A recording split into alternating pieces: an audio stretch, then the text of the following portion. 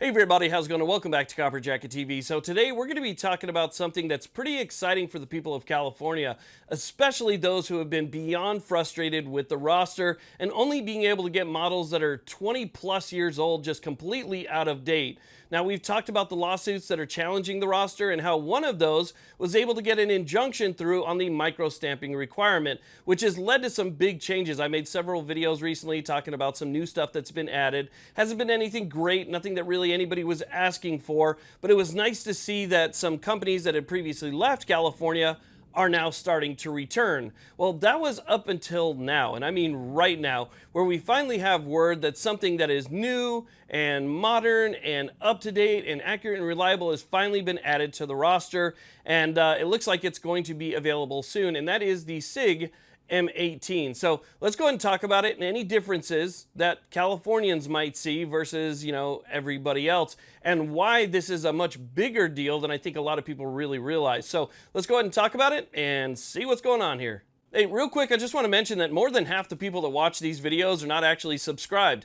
If you like Second Amendment content, you want to know what's going on around you, hit that little subscribe button. It's free, but it helps me out quite a bit. And sometimes people aren't seeing the videos they want to see in their thread, so make sure you hit that little alarm bell. That'll let you know when new content comes out. I put Second Amendment content out pretty much daily. So again, make sure you subscribe. A like would be appreciated, and hit that little bell notification. Let's get to it. Okay, so the first thing I want to mention is, while it has been added to the roster already, it doesn't look like it's going to be available quite yet. From everything that I've read, it looks like maybe first week or even second week of August before we actually start seeing them in California. Now, I think the biggest question that most Californians are going to have is, how is this one different from the models that already exist, the models that don't have CA in the SKU? Well, to be honest with you, it's not going to be all that different. I don't think you're going to see too much of a difference whatsoever, other than the fact that it's going to ship with something that can only hold 10 rounds. So the differences that I can see, just taking a look at some of the pictures and, understanding what the requirements are to get on the roster, number one, it has to be drop safe. California is going to drop test it, right? We already know that it's drop safe because the military's tested it, and it's been through trials already. It's going to have a loaded chamber indicator. It already has a loaded chamber indicator, a little small black metal piece that's right behind the chamber, lifts up ever so slightly to let you know something's in there. It already has that. The only thing that it's missing is going to be that magazine disconnect. Without that magazine disconnect, there's no way to get it on the roster. So SIG, I haven't seen how they did it, but SIG had to add that to get it onto the roster. So for me, the only really big difference that I see between the one that everybody else can get and the one that Californians can now get is going to be that magazine disconnect, which I personally think should have never been invented. I think that the patent for that should have been thrown in the trash. But regardless, that's what it takes to get on the roster until we can get it overturned completely. I think we can get a lot of these things overturned. We've seen that we have a chance of winning on the merits, and so more than likely we are going to win the case that gets rid of those things altogether.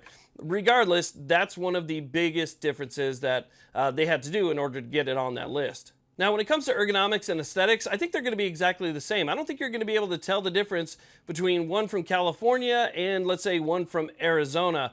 They're going to have the same grip texture, the same grip size, they're going to be the same length, same width, they're going to have the same colors, the brown and the FDE. I mean, they're going to be pretty much identical until you move into that internal serialized component, which obviously had to undergo some changes in order to accommodate that magazine disconnect. Now, that could lead into another problem. So one of the nice things about that particular model in that series is the ability to remove the serialized part and put it in whatever frame you want. So you can pretty much bounce it around all these different frames and sizes and colors, and you can go ahead and change it like that because, again, it's the internal part that's serialized. Now, with the California version having to undergo some changes for that magazine disconnect, there could be a part that extends into the magwell, maybe like a little lever. So when the magazine comes up, it reconnects everything, and then when it comes down, it disconnects everything. That's going to require some extra components and maybe, some extra spots up in there. So obviously that's going to be a little bit different. And whether or not that will still be compatible with all of the other modules that exist today, that's going to be the part that's yet to be seen. I think that it's going to cause some type of interference, but it would only take, a second for the manufacturer to come up with something to accommodate that and to make changes for that as well. So I think that you're going to have plenty of options. They're just going to have to be options that fit that particular model. So it might take a little bit of time for them to, actually get those out there. But once they do, I think you're going to have, plenty of options. Now, obviously, I don't know what it's going to look like until we see the final version. I haven't seen the final version. I've just seen pictures of that. But obviously, things can change once they actually show up. So from everything that I've seen, this is going to be an awesome option for people in that state who have really been limited to what they can have. This right here, this fits a lot of roles. And that's one of the big things too, is that there's so many things on the roster that fit one role or another.